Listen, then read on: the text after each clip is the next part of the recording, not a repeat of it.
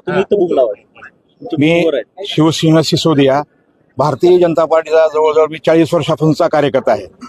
प्रत्येक वेळेस पक्षानं जो आदेश देईल, ज्याप्रमाणे पक्ष आदेश देईल त्याप्रमाणे आम्ही वागत गेलेलो आहे. वेळोवेळी माझ्यावर अन्याय झाला तरीही मी 3 वेळेस उमेदवारी मागे घेतली. पण ह्या वेळेस मी विचार करतोय की कुणासाठी उमेदवारी मागे घ्यायची.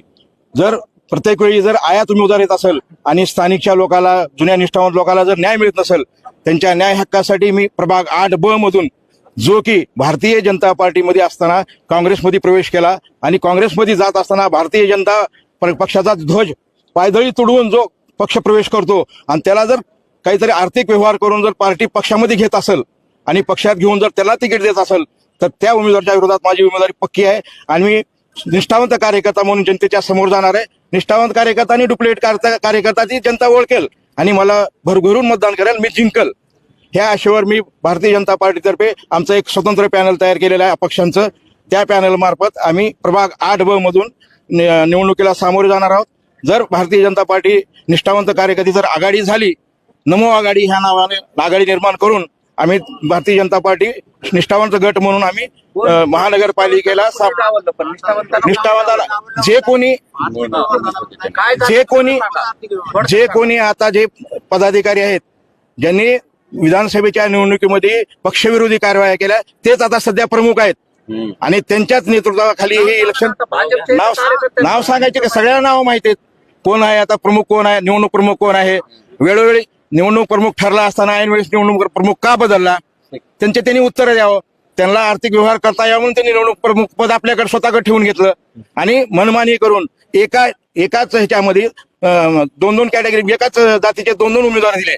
कशासाठी केलं हे?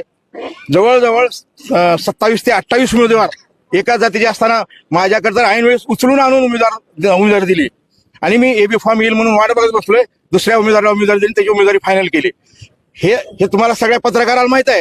ह्याचा निवडणूक प्रमुख कोण आहे, ह्याचा सूत्रधार कोण आहे, आर्थिक व्यवहार कसा झाला. बाहेरचे आमचे मागच्या वेळेसचे नगरसेवक, नाव घ्यायला घाबरायची गरज नाही ना. निवडणूक प्रमुख कोण आहे तुम्हाला माहित आहे. आता आमच्या निवडणूक प्रमुख कोण आहेत? संभाजी पाटील यांनी दबाव टाकून आणि निष्ठावंत कार्यकर्त्याला डावलून त्यांच्या बगल बच्चाला उमेदवारी दिली.